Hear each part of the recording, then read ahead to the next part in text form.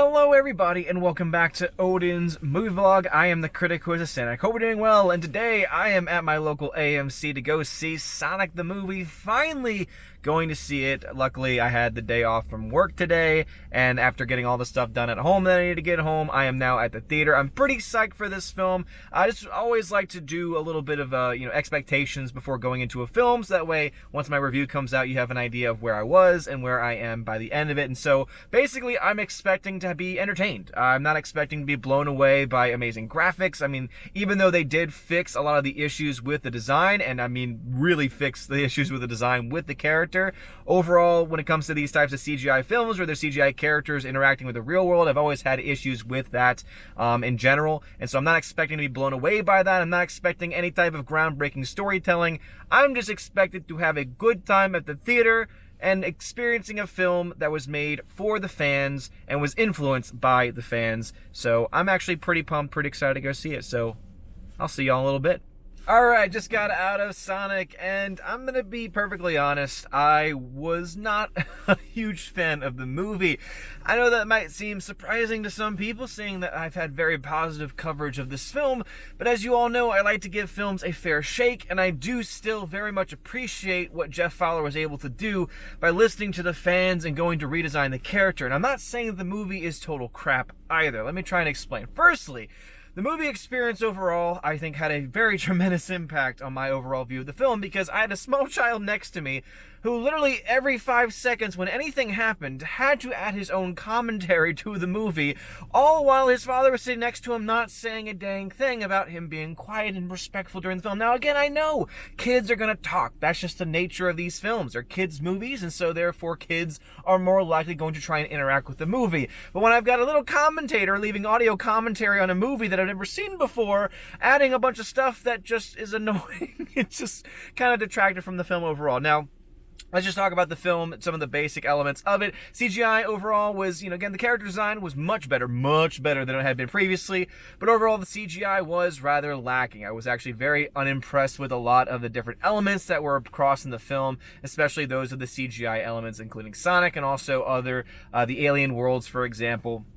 Just really weren't all that well designed, and that's just a problem of whenever you try and have CGI elements interacting with live action elements, it's just never going to look quite right. Again, that uncanny valley is something that's very, very difficult to be able to match, and very few films have been able to do it rather successfully. So that's kind of the big thing. Obviously, CGI is one of my biggest criticisms of any film, not just Sonic, but of any film overall. Then you get to the actual story itself, and it's a pretty basic story, and I will say this much. I think that if you are a family and you are a father or mother and you want to bring your children to go see a movie and you want to have fun entertainment that is not going to be risque, that is not going to be pushing political agendas, and it's just going to be a good time at the theater, you know what? I think this film is definitely going to check off those boxes for you. Now, if you are just a casual movie fan like I am, maybe a casual Sonic fan, I don't think it's going to have enough to be able to keep you engrossed with it, because it does have a lot of those kiddie film elements to it. Are there some moments that are kind of light and kind of make you want to laugh? Maybe. I just didn't really find myself laughing at those moments all that much. I felt like they could have definitely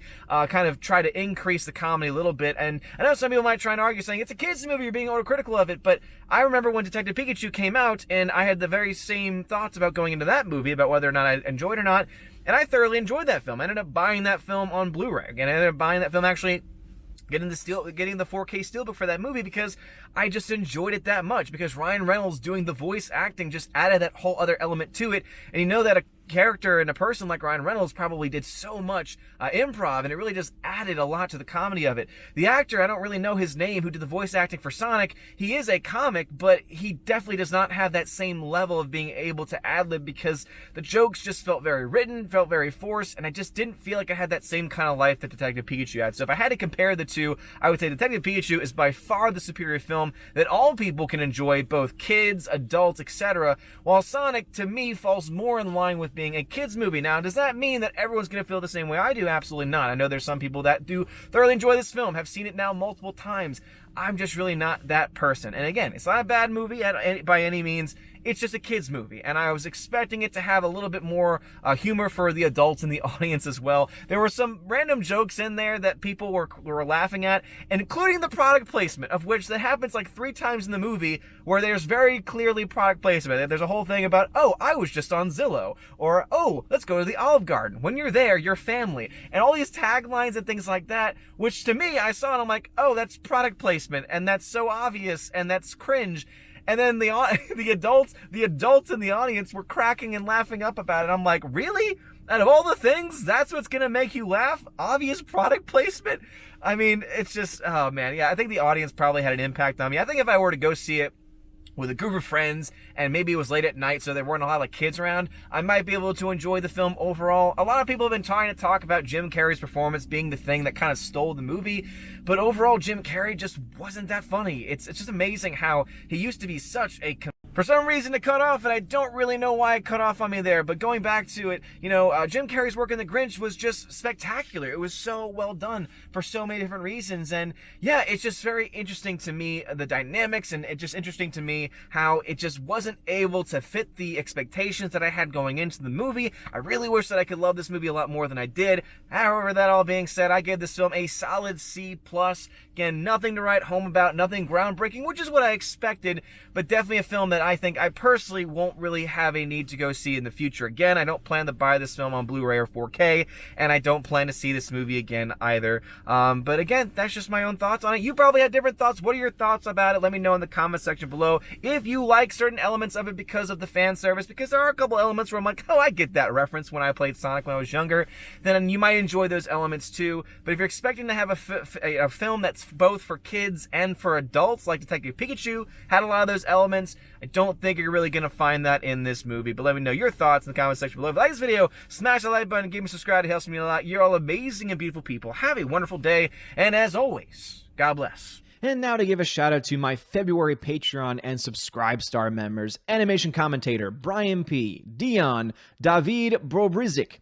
Please let me know if I need to repronounce that name. Divex, Elizabeth M., Enrique Evangelista, Father Christopher Miller, Frank the Tank and the Shawhan Weird Dog Clan, Harold Francis, The Hunky Chunky Funky Monkey, Inflamed Wood, Trap Productions, Jason Clark, Jeffrey Toon, Jeffrey Lebowski, JJ Jonathan Jerembeck, Kenneth Cameo, Lady T, Mad Mitch Dunaway, Mr. Peabody and his evil twin with the beautiful hair, Orange Hat Reviews, Outpost Dyer, Perpetual Punster, Riff Magos, Rosetta Allen, Steve Glasker, Teresa Martin, Theodore Bendon, The DJD Show, and Tina B. And over on Subscribestar, Robert Revo, Larry, Mr. Roy, Glinzer, G2Cool99, Darkstar57, Alice McCarthy, US 888209 Fast, Dean Heiss, Hild Francis, J-Rod the Beer Guru, Nebanon G. Adams, and ZK-Man. Then a shout out to Riff Racer Request and Sir Lance Elato and Mike Jackson.